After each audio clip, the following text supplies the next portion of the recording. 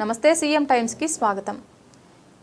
ఇది ఒక మారుమూల గ్రామం కాదు, అడవులలో ఉండే తండాలు ఉండే ప్రాంతం అంతకన్నా కాదు. బాపట్ల జిల్లాలోని అద్దంకి నియోజకవర్గంలోని మణికేశ్వరం గ్రామంలోని మాదిగపల్లె. ఇక్కడ రోడ్లు సరిగా ఉండవు, ఉండటానికి ఇల్లు ఉండదు. ముంపు గ్రామం అయినందుకు వీళ్ళు ఇక్కడ నుండి ఖాళీ చేసి వెళ్లాలంటే వారికి 2011 నుంచి ఇప్పటి వరకు ఇంటి స్థలం ఇవ్వలేదు. కారణం అగ్రకుల పెత్తనందారులు అడ్డుకుంటున్నారు. వివరాల్లోకి వెళితే రాష్ట్ర ప్రభుత్వం కోట్లు ఖర్చు పెట్టి కొత్త ప్రాజెక్టులు నిర్మించడం, ముంపు క్రింద ఉన్న గ్రామాలను ఖాళీ చేయించి వారికి కొత్త స్థలాలు ఇచ్చి సకల సౌకర్యాలతో కల్పిస్తాయి.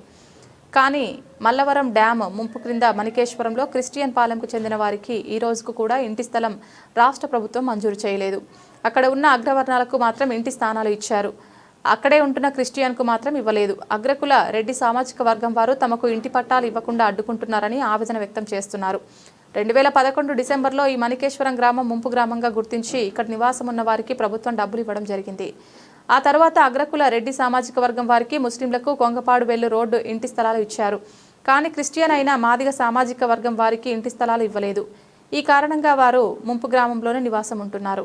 మాదిగపల్లె సమీపం వరకు నీరు ఉండి దోమపోటుకు చాలా మంది విషజ్వరాలతో ఇబ్బందులు పడుతున్నారు. దీనికి తోడు అగ్రకులాల వారు మాదిగపల్లె ఆనుకొని చేపల చెరువులు ఏర్పాటు చేశారు. దీంతో రాత్రులు దుర్వాసన వస్తోంది. ఇక్కడ ఉన్న వారిలో ఎక్కువ మంది టీడీపీకి చెందిన వారు.